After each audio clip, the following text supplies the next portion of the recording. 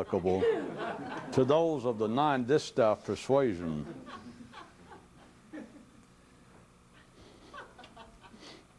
There was once a knight who found apparent directions to the Grail, and for many years of his journey he attempted to keep the map always somewhere in his mind. But then a strange day came wherein he suddenly felt he should no longer think about the directions. Not that they had served him ill, not for any reason in particular. It simply seemed that he had thought about them enough. There are two types of mystical myths and allegories available to man, the ones he hears and the ones he doesn't. Which type are you? The extremely simple don't know that a secret exists, and the extremely sophisticated have forgotten that one does. See, that leaves the field wide open for the rest of you. Here it is, ladies and gentlemen, fourth quarter, and the score, Life 17, Man 0. All right, I could be wrong. It could be the first quarter with no scores yet. All right, that could be incorrect. It could be the second quarter with a different score, or the third. Or it could have been rained out. Or this whole broadcast of the game, a sham life put me up to. Yeah. Who knows? Save those who see that the field is still wide open.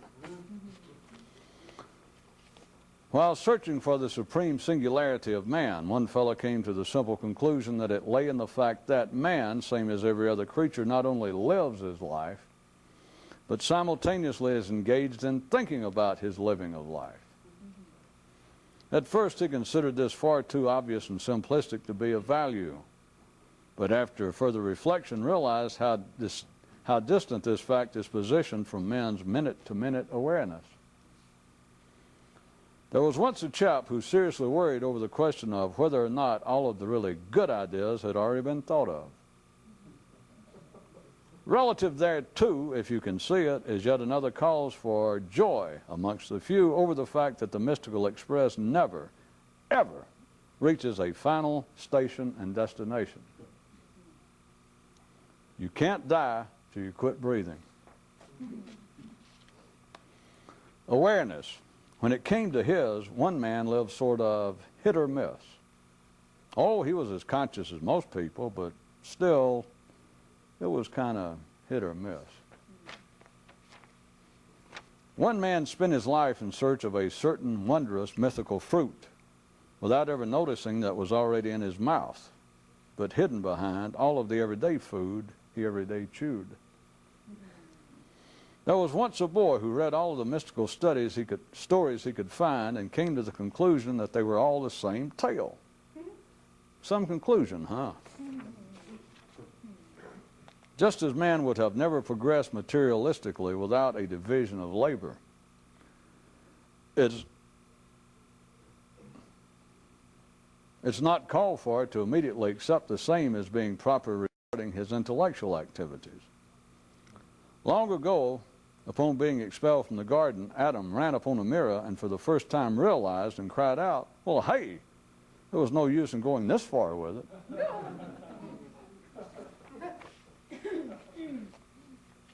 There was once man with a slow mirror.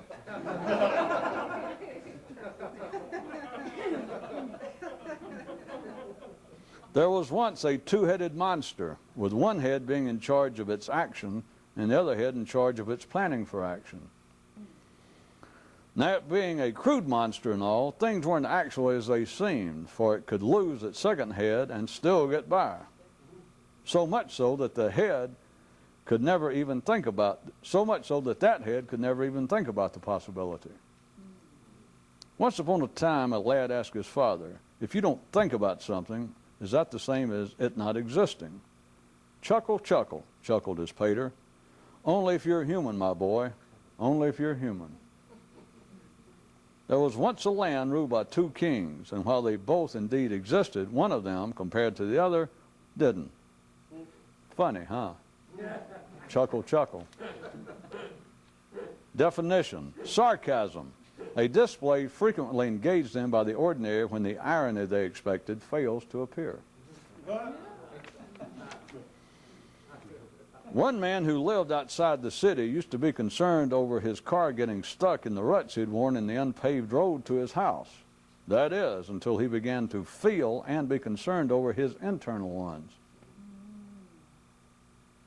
Habit has in common with many strokes, as recently described by a viewer, the aspect of, when you're in the middle of them, you're never aware of them. An optional history of man. He goes from first referring to himself in the first person, then to speaking of himself in the third, then to talking about others more than himself, and finally, if things go a certain way, his words regarding himself and others in particular take on a feel of, well, shall we say, take on a feel of nothingness. Non-mainstream, huh? Public social concerns redefined and individually redirected. One man began to look upon the thinking activity life had caused in him as the supreme form of child molestation.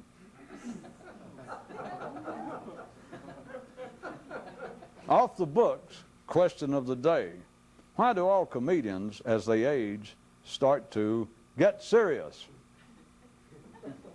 Careful now, no coaching from live studio audience, which so happens is also yours. One day, one man paused to think, I've been manhandled by the best of them, but damn if I've ever seen anything to match what life's pulled on me at times when I was unprepared. And double damn, come to think on it, I ain't ever encountered anyone who so suddenly urged me to stay unprepared. He laughed and added, triple dip down me for my tolerance of accepting such urging. And now for some news about civic pride and other stuff like that. One man came to realize that, if you'll let them, they'll completely dig up your backyard.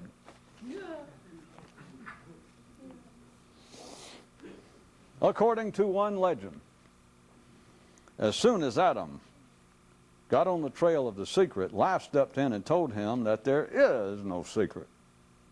And sad to say, but as dumb as some of man's ancestors be, many have come to accept this.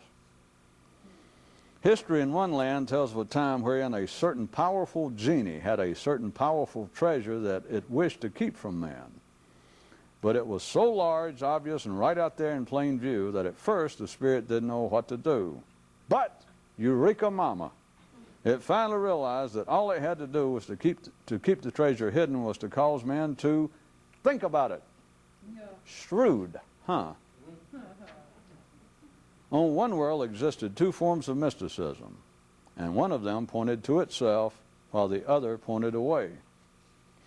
Which form are you? Okay, boys and girls, what time is it? It's silly time, Officer Bob. That's correct, kids, and today we're going to think about, that's right, think about the matter of our own personal awareness.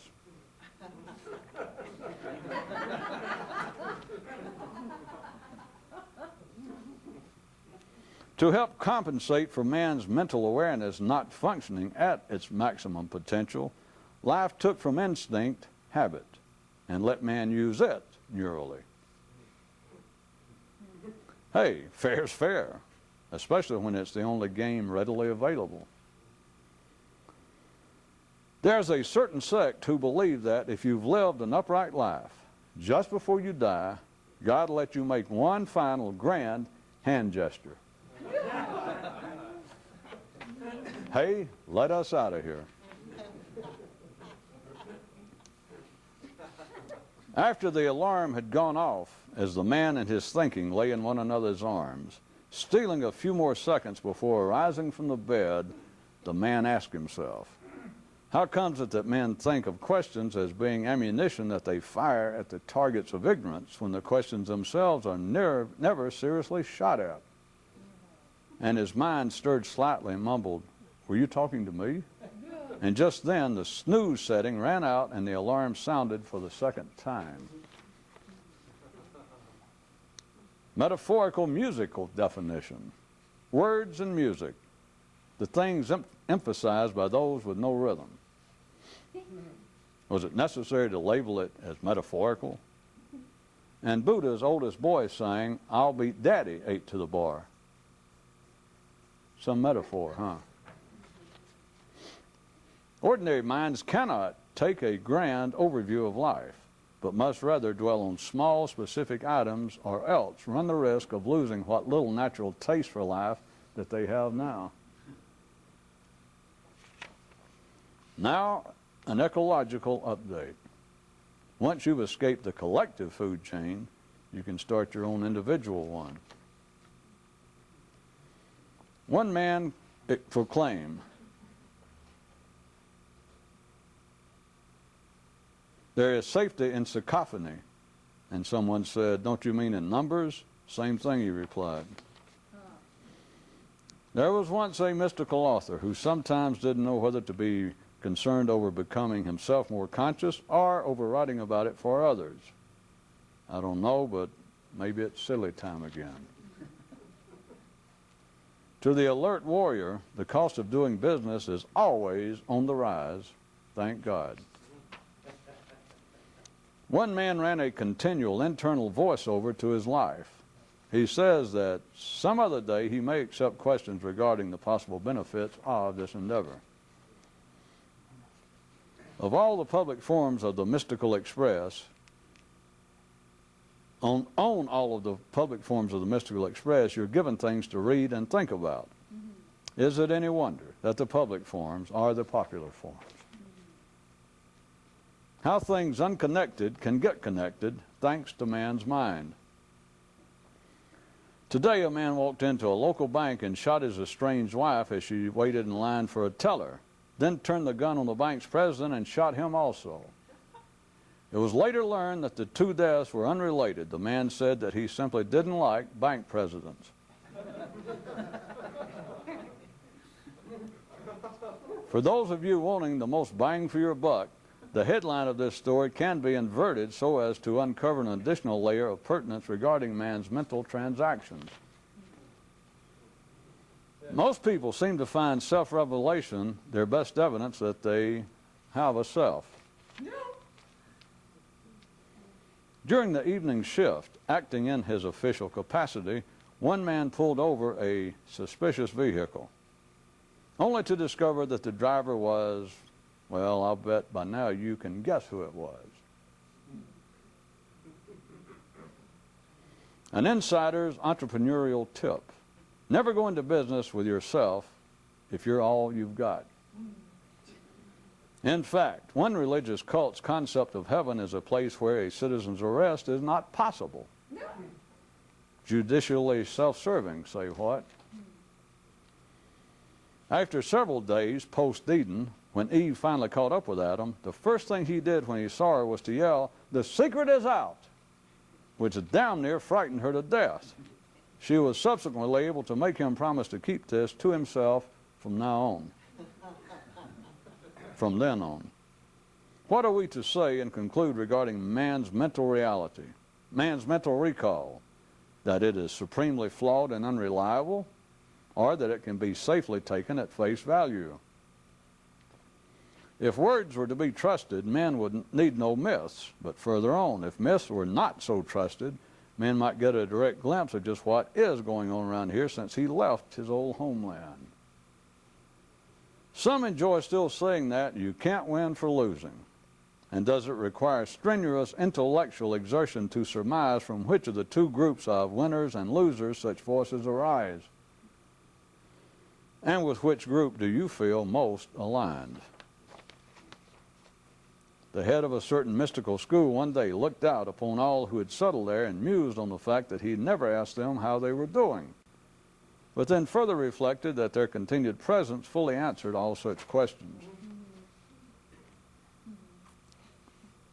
Outrider addendum to the Civil, Crowd Control, and Riot Handbook. All fights escalate, though they are sometimes misnames for collective progress. After many fateful years on the mystical quest, a certain knight sought the counsel of the court sage and inquired of him, "Is the Grail the actual secret for which I so dearly yearn? And if so, is the Grail an actual object or an understanding? And if it be the latter, then why is it spoken of in terms of the former?" Neat question, huh? Those who take any myth, parable, or allegory as being indicative of some specific sector of humanity, such as along racial, religious, or nationalistic lines, is like a man drinking water one molecule at a time. If man's sight were to be trusted, what descriptions then would be needed? One man says that he divides his time equally between recounting what has happened to him thus far and thinking about what he'll do in the future. He says this works well and seems fair and equitable. And that same viewer from our last show contacted us again demanding to know who this one man is. Have you yet to fully ponder the matter of why all who bring messages from the gods bring dire ones? Remember that, even while life is trying to tell men something, it's not necessarily what it makes them say that it is. Thought-provoking, huh? What if, pondered one chap, man does not so easily discover the secret due to the fact that he is it? Lions leave no tracks who think not of walking.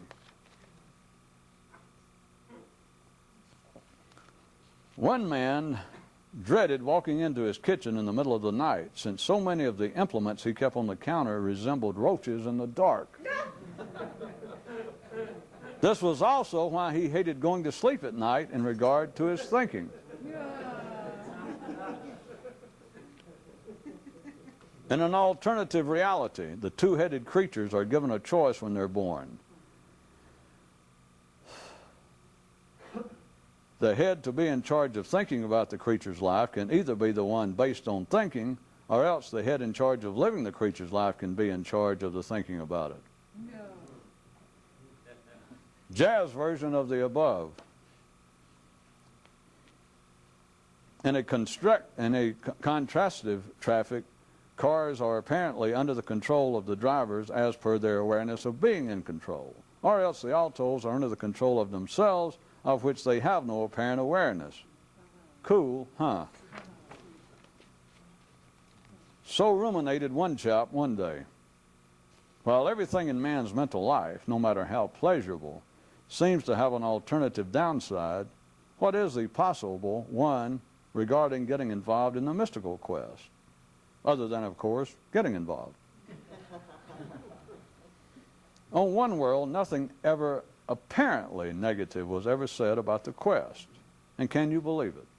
The creatures had an even harder time hearing anything about it at all. An unannounced, alluring aspect of ever getting to even the outskirts of Istanbul, the mystical city, is that you begin to see a deeper, delightful level of bullshit behind the normal, earnest one.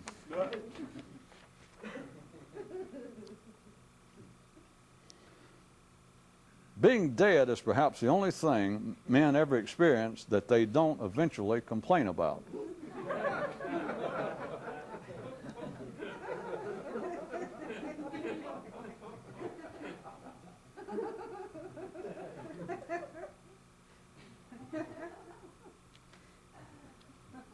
The court philosopher of one faraway kingdom one day declared, "Vivere ergo miserability. I live, therefore I whine."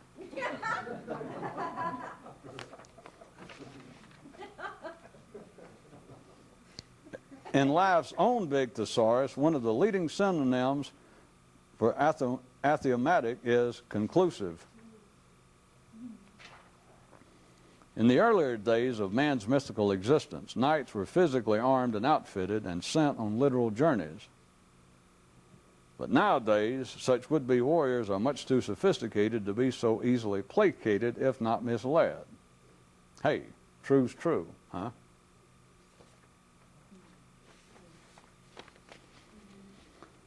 The more persistent, the more frequently did one man voice his objection in court during his life's trial, the more intensely did the judge warn his lawyer that if he did not bring his client under control and the outburst ceased, and the outburst continued, that they would both be held in contempt and go to jail. As the man retook his seat, he reflected with a degree of humor on the fact of he and his attorney being the same person, and with a slight grin rolled around in his mouth the words the judge had said regarding them being held in contempt. It's troublesome trying to come to an unappealable finding in a courtroom whose windows can never be completely closed. Just how many ways, you figure, can that certain aspect of man be symbolically described and surveyed?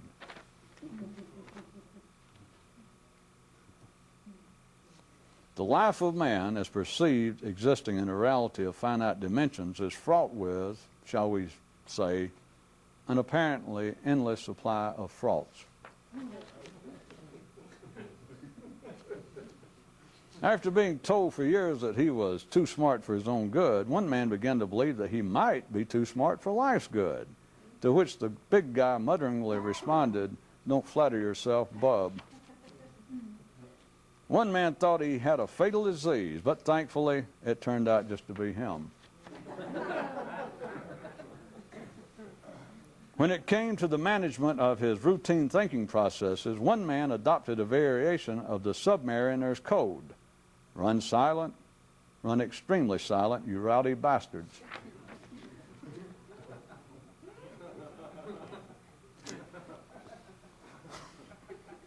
Life told one guy that if he ever got around to making a direct visit, that when he came to the door to tell them that the big guy had said they should let him right in at no charge.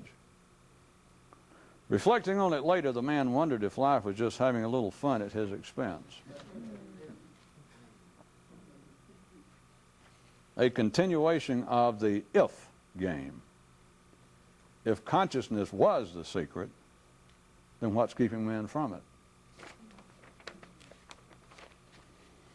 As the warrior stood, looking down into the open grave wherein his slain body lay, he said these final words. "Goodbye, my brother. Fuck you, my dear departed brother." He hoped these would be the final words.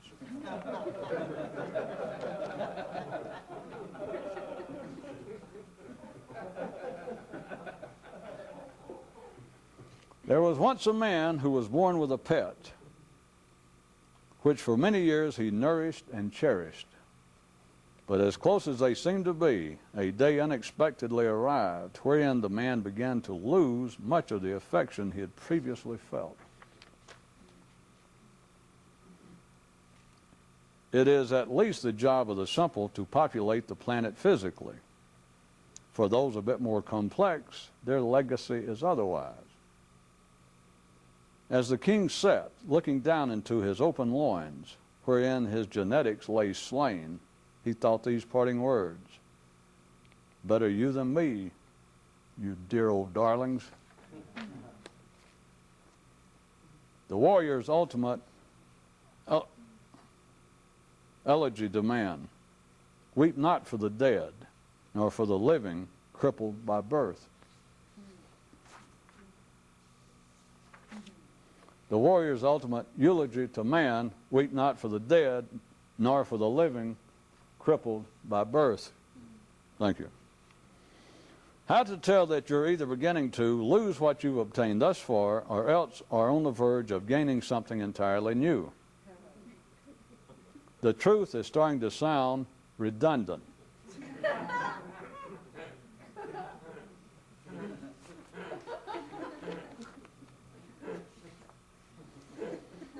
There was once a man who swallowed a metaphor, but aha!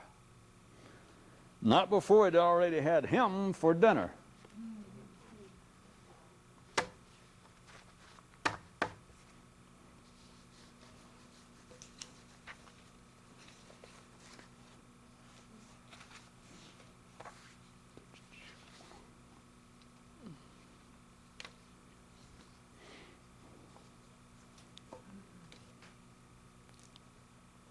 There was a news item several nights ago having to do with the tenuous connection between the things that seem to be created products of man's mind, all of civilization, everything therein.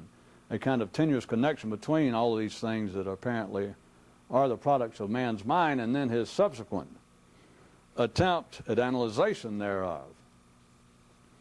And I never did get around to saying much, but this is somewhere right in a crack between man's mind and what else it could do, between your ordinary thinking and what it could do, a kind of potential crack that is not normally fooled with.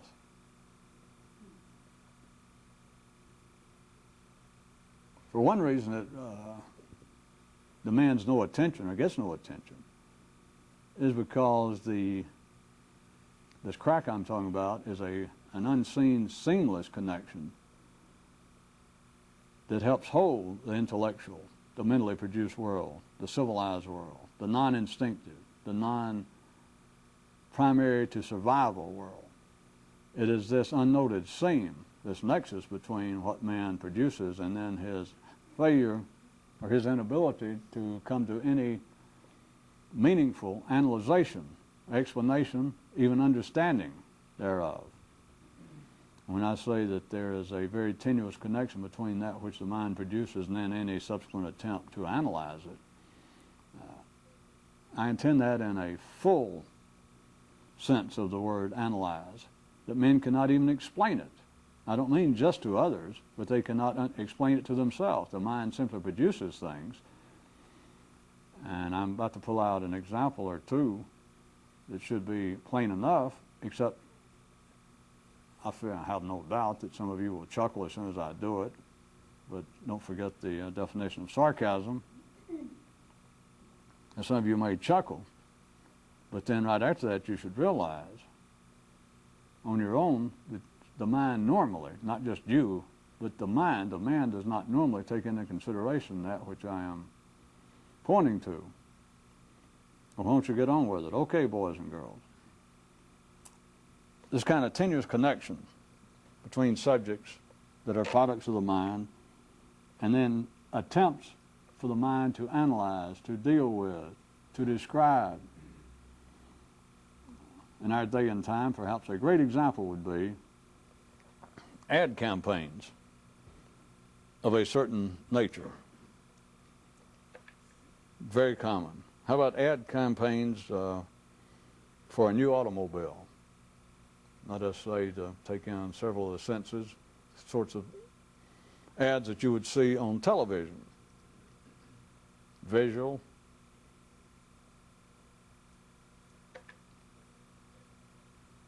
audible, and as you may or may not know, but I'm about to point it out, as is the norm, new models of automobiles are designed, already put into production several years, but the design is already absolutely decided upon. And the contracting work, if there is any going out, to change over in their own manufacturing plants for the making of new dies and etc. The model for 3 years hence is already decided upon, and everything is put into action to produce it, irreversibly so. It is only, for you, say 3 years, it's not important, but say 3 years, it will only be maybe a year prior to the actual introduction of the new model that they will solicit a campaign from ad agencies. At such time, the ad agencies, now this is totally after the fact that the car has been designed, is already in production, was already in production. There's no doubt what the car is going to be like, mechanically, what it's going to look like. Then an ad company, an advertising agency, is given the job to come up with a new campaign. And after all of their bushwhacking and bullstorming, or whatever it is they do, it's an arcane profession, folks. Whatever it is they do, they come out with this campaign that then you see. And I don't know, I should try to quote one, but you know the good cars there's such money in that area, obviously, as they can spend the big bucks on advertising. But a new model will be out, the campaign, not just one ad. You understand what a campaign it will be? That, no, you know what campaign means. They will be pushing the car, describing, it's very common nowadays, variations on how much thought was given to function or to form following function. And if they get tired of that, they'll reverse it in a couple of years. But they will show a man there, or a woman dressed up, and making comments and showing the car going through certain things and certain artistic shots of it, and describing how X company, General Motors or Mitsubishi, how they have, for the 21st century, applied themselves not to just, and I'm just making this up, but not to just producing a means, and they will put it in quotation marks, you can hear it orally, that they're not, this year, they decided not to just produce a means of transportation, that they did not just put together nuts and bolts and steel, but that they took a holistic approach, taking into consideration a modern person's need, not only for conveyance from one place to another, physically, but for an internal satisfaction that is corollary to the conveyance. In other words, well, as you know, when they're successful and they go good, and some of them go so good that they become objects of satire, they become objects of imitation, but it sounds as though the whole impression when it's successful, it seems to fit, and you don't even think about it seems to fit. It is just there. Now I hope I'm describing this enough for you to grab it without dwelling on it too long, but they do shots in certain ways, and they show people or the car going through certain maneuvers, sitting in certain context, in the voiceover, the description of the whole campaign, and when it's a good campaign, they'll have some punchline to go on all year, such as, Mitsubishi 719, not just a car, a state of mind. But everything that comes up to that, the full minute before that, they're showing all of the thought and why or how the Mitsubishi or the Ford designers sat around and spent years plotting how to bring a kind of internal satisfaction to one's driving experience to match that which they obviously can produce physically to move the body from one place to another. You understand? And if you're just sitting there and just sort of taking it in, you have what they like to call nowadays that kind of holistic approach that you just imagine Mitsubishi or Chrysler, that the designer's sitting around in Zen robes, meditating, perhaps casting the I Ching, going out and looking at cars, turning cars up on their side, looking out at life, musing and meditating. You understand? And I knew you would chuckle. I'm not doing this as a sarcastic attack in any way on advertising or the ones I'm describing. What I want you to realize is that you will sit there, you and the public, when they're successful, and it all, by God, by golly, fits. The photographs of the car, the angles, the milieus in which it's set, the kinds of people walking in and out of the ad, all of the symbols, and then the absolute, just direct copy itself that's being read about what they have done. And do you understand, the car was already friggin' made. Yeah. It's made. Then they turn around, and it's not just cars, but then they turn around and tell these ad agencies, whoever they've hired or get them to compete, come up with something. They retroactively come up with a philosophical ad campaign. But you don't think about it because you can look at it and it fits. They describe the kind of deep philosophical reflection that went into the designer's efforts.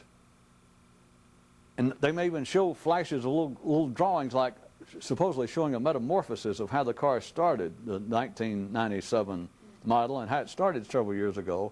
And they just flash it right quick so you can't really see, but you can get it, when they do cutaways, that you can see it shifting and changing, getting smaller in this way. And the whole thing portrays a group of people sitting around planning this thing, going forward, then stepping this way, then coming back, then changing, then discussing, to fit the philosophy of not just a car, a state of mind. And if you watch that for a minute, or you see 4 or 5 of them in the series, it begins to have an effect like, you don't sit and analyze it literally, but neither do you particularly scoff at it when they say the 1997 Mitsubishi Starfire 7, not just a car, a state of mind. And it begins to, it seems right. The point, if you can get it without me having to blunt it too much, the campaign, or you can look at it this way, the description of a thing that is a product of man's mind, because an automobile is, his hands put it together, but a man's hands, if you want to take the old idea that chimpanzees, given enough time and enough word processors, would accidentally finally write the complete works of Moliere. That's like, yeah, throw a bunch of chimpanzees enough around some areas where there's iron ore, and maybe a few rubber trees nearby, and eventually their hand just accidentally will make a motorcycle or a car. It is a product of man's mind. So advertising and the automobile, in this case, in my example, you understand, the automobile, in the first instance, the production of it, is already the product of man's mind. The 1997 Mitsubishi Starfire 719. They got it waiting in the wings, they had it ready in 1995. So here it is, 1997, and they draw back the curtains, it's Super Bowl game, they open our World Series, and it's Mitsubishi's opening volley in this year's campaign to advertise the Mitsubishi Starfire. There it is, the new car, except it's been made. It was a fait accompli 3 years ago. They pull back the curtains, and there it is in the ad, and the campaign starts. You start hearing what I'm saying, that the punchline being, after the 60-second description or 58-second description, then it's the punchline being, not just a car, a state of mind.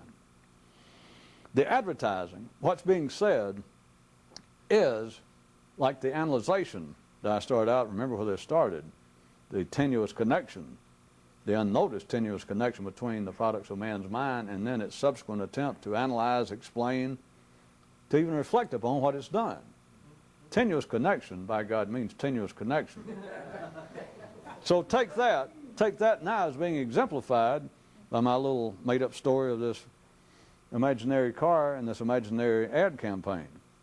That the car itself, look at it as being the product of man's mind. And then the subsequent advertising campaign, the attempt to describe, to analyze, to do something with it, in this case, to sell it. But that is a form of analyzation and description, because you can't sell it without describing it. You can't sell that which is not necessary. You cannot sell the products of man's mind, that is, being secondary objects in life, secondary activities as opposed to primary survival ones.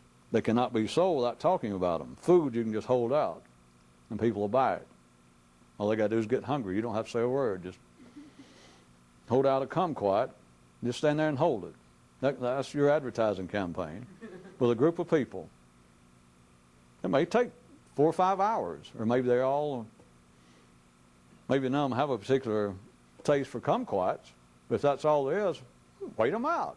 It may take a day, but finally somebody's going to go, how much do you want for that kumquat? And you're in business. No words are necessary, because that is not a product of man's mind, but once it is a product of man's mind and into the, as I've called it, the secondary realm, it must be promoted. It must simply be talked about. But now consider, back if I made it plain enough, and there is no critique in here, and don't let it ease in, seep into your own mind. Picture a beautiful advertising campaign, just looked at from an ordinary civilized intellectual level, that the campaign, and it could be for something else, but that the campaign for this car is just from ordinary views, if you had any artistic taste or just fairly sophisticated, and you looked at it over a period of nights, seeing what they were doing, And if somebody said, you know, that is a pretty classy act, that's not bad for advertising, and you admit it's not. I mean, if you're not in the market for a car, even if it's not your kind of car, you simply give credit that there is a certain kind of apparently real talent, that there is something of some significance. Remember, in the civilized, in the intellectual sense, it's not of significance whether men are going to live or die. But you look at the campaign, you look at the car, you hear the kinds of things they're describing about how their designers, how the company itself tried to put itself in some sort of new creative state of mind, how they tried to take an approach somewhere above the normal level, simply model change for new bucks, that it seemed to have a philosophy. Or they say it did. They don't infer it. They say that it actually had a philosophy. As I said, they might even show some of the designers. You giggle, but they could pull that off. Showed some of the designers, like out at a retreat around what appears to be a Japanese tea ceremony, or just wandering around a Zen garden in white robes that look like American businessmen, but instead of them being in offices, and it shows them pondering Japanese calligraphy or dried flowers, and like them looking off and then looking out over the wall of wherever they are, the Zen garden, and maybe see traffic going by like that, and it cuts back to it's real quiet, and them looking off like at the sunset. And the whole thing fits of them trying to come up with a new approach to this, and then show the car. And it's just a car, but after they've talked to you for 50 seconds, and after you've seen 4 or 5 different versions of this, and they keep talking about what they attempted to do, and then maybe the camera gets down and sort of caresses the lines of the car, and it starts talking about form and function, and talking about a more open-minded attitude of what transportation could be as opposed to what it has to be. And all the time the camera's going around and showing little peaks. And it seems to, by God, that is almost a complete, interconnected work of art, except for the friggin' fact the car was built, and they turned around to the people who wrote the copy and said, get a campaign for this. Of course, they load up on 2 tons of coffee and cigarettes, and they go lock themselves away. And they don't know anything about cars. They're in the advertising business. But you understand it fits. But now, do you understand why I started out describing, heading what my subsequent comments under the sort of heading of the tenuous connection between the products of man's mind and its subsequent analyzation, descriptions thereof? Now, at least you find that limited, or think that limited to only advertising. What do you think about religion? Now, I'm not singling that out for any more criticism than I was advertising or automobile manufacturing, because everything that man invents, everything in the mental world, is subject to this same sort of view. But I'm just picking out, or did pick out, one of what's normally been considered, up until now, one of the major areas of man's civilization and his progress is religion. Nowadays we could also include all forms of psychology, all attempted mentally produced models and paradigms of man. You can describe man, you can come up with a view from a psychological view or even a political / psychological view of man, start describing in Marxist terms, describing in Jeffersonian terms, describe him in laissez-faire economic terms, describe him in psychological terms pertinent to some philosopher or some psychologist latest thinking on it. And they can describe a man the same way you can describe a car. It's advertising, it's promotion, but it can sound as though it's Dr. So-and-so, Nobel Prize winner 2 years ago in psychology, that it's his latest perceived model of the psyche of man.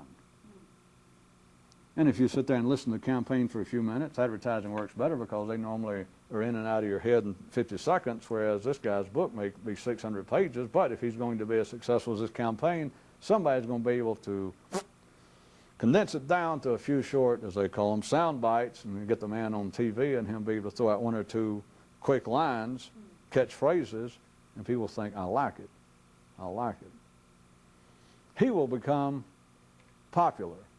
It will become a successful campaign, that is. It will, probably for at least as long as the popularity of the 1997 Mitsubishi Starfire 97, as long as it will be popular, which is up until next year, but at least that long, this man's, if it gets popular, this psychologist, or this theologian, let's say psychologist, new model, new description of the psyche of man, it will be popular for at least that long.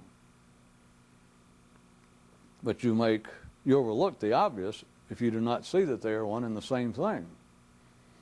But in the same way, as I assume that you did catch on, that you can look at this advertising campaign for my imaginary car, that you can look at the car and then listen to their ad campaign, and it all seems to be a seamless, appropriate whole.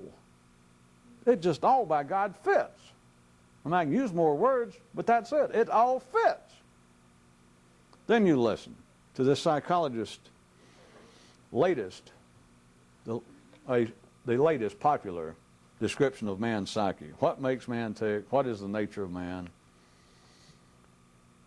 You listen to the description, the advertising campaign, and then you just quickly reflect upon man, normally yourself, and you reflect upon it, and by God it fits. What was the name of that? Maybe I will go buy the book. Now, that's interesting. That's almost spooky. I've never heard it put that way. The man described the nature of man. Whew. Somebody does that every year.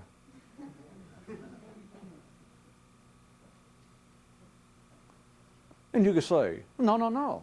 Oh, I know people. I like Freud and all this old outdated stuff. But this one fits. He's describing man, the 1995 version, the 1995 model of man. And did you hear what he said? Did you hear the way he described? And the description, of course, will have to be contemporary with the model. Just as the same way as the advertising campaign, the successful one for my imaginary car. You can't be having shots, this new model rolling around, and the shots look like the background's Levittown, 1955. Or there in the background you see President Nixon walking by. The copy itself cannot be outdated. It has got to be, if not supremely hip, it has got to be at least put in contemporary jargon. It will help if there are 2 or 3 recent hip phrases, maybe something from New Age, or like when I was first making it up a few minutes ago, when I said that I had not talked about the car was not just a hit or miss piece of metallic engineering put together by bean counters and such as that, but it was a piece of holistic. See, that's up to date. Sounds kind of hip, gives you some sort of different kind of feel. You know that the ad is referring, the ad fits, the copy, the analyzation of this car, 1997 Mitsubishi, the ad fits. I guess I'm throwing off people watching this in their chronology. This is 95. So the 95 Mitsubishi, the copy fits. So if I tried to point out that same sort of continuous connection, that it's the same thing. In this most recent, the most popular, current, philosophical, or presented model of man from a psychological view, and the person who has just been impressed by it would say, well, it's not the same thing as advertising. And then I say, well, there's always one coming out every year. They go, no, that's not it. Because some of them are outdated, and in fact, if there's some validity to what I said about one coming out every year, it's a good thing because this one is up to date. That is, the man's description of, the psychologist's description of man, this new model of man's psyche, man's psychology, this model, by God, more closely resembles, it more closely fits what man actually is. It's not just some kind of Ivy Tower dreaming and theory.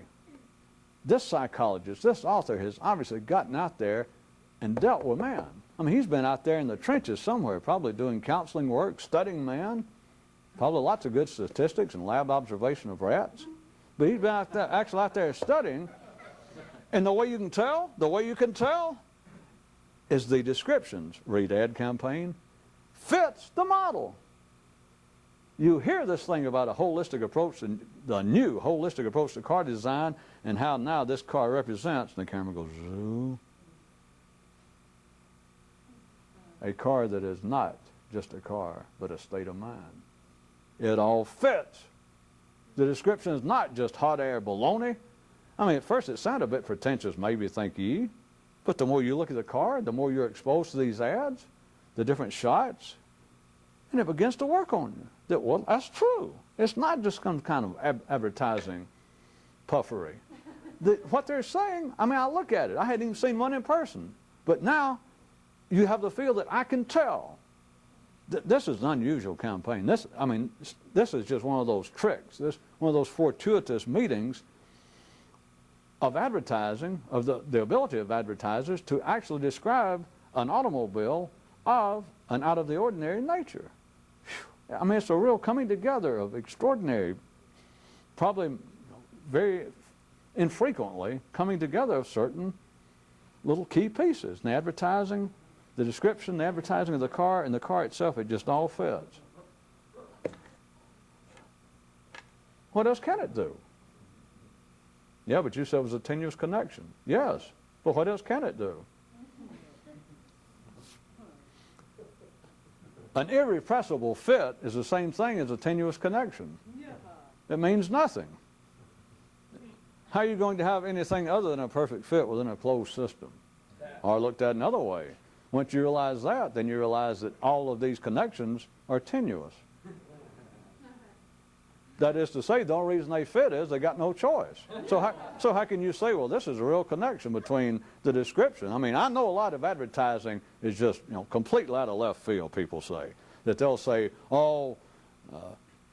use such and such perfume, and men will just fall all over you. Or men who use certain kind of aftershave, and women will follow you around like dogs in heat.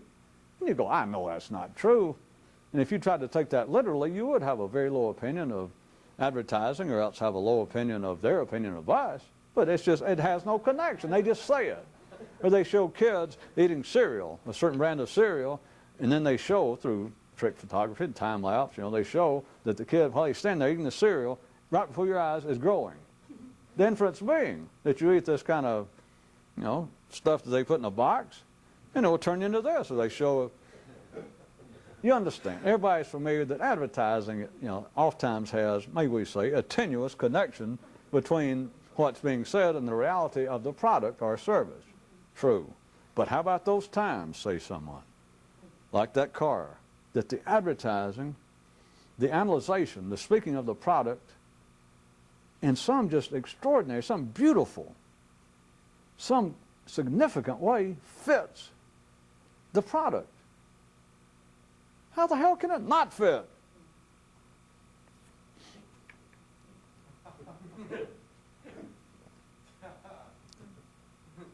Except for this. We can't leave it there. That should not be the punchline unless we were going to be real cheap about it and me leave it once for a time that sounded like I actually got somewhere and we settled something. No. Back to this. Even though they all have to fit within a closed system, you can't describe something that doesn't fit. We're back to this. Let's take my example. Again, remember, just very plainly and physically, this car has been designed, there is no turning back, the dies, in this case, not figuratively speaking, are already being cast years in advance to make the parts, the fenders, the engine itself. The car is a fait accompli. The 1995 Mitsubishi Sunbird 719, it's a done deal. After that's done, an advertising agency, the second part of my tenuous connection, here it is, life's attempt in the mental area to now subsequently turn back and analyze, to describe, and then apparently to try to describe to itself, to comprehend better what it's done. All right, so it's done this car. The car is a deal, a done deal. And then this other part of life turns to the agency and says, all right, work us up a campaign. They had no input whatsoever. Remember that, none. Mitsubishi had not even hired this advertising agency when the car's final plans, or when their plans were finalized. They had not even hired this agency. So you understand, to say a tenuous connection, is just it's ridiculous. There was no connection, other than the fact that Mitsubishi built a car and paying the salary of the advertising agency. That's the closest connection. But now they have turned it over years after the fact and say, now, analyze that for us. Of course, they say, sell it for us. But what they're saying is, inside the closed context, look at it in a wider view of man's intellectual world, is one part of the mind, one part of the intellectual world has produced this thing, this car. And another part over here, another side, now picks out another area, this time represented by the advertising agency, and says, now, to itself, analyze what I've done over here. And remember, it's coming up, not just analyze in this case, it's all the same thing, but remember now from an ordinary view, it appears to be an advertising campaign to promote and sell it. They now come up with this campaign, and they had nothing, remember this, nothing to do whatsoever with the design of that car. They didn't even know anything about it. They had no input, nothing to do with it, and now here they are.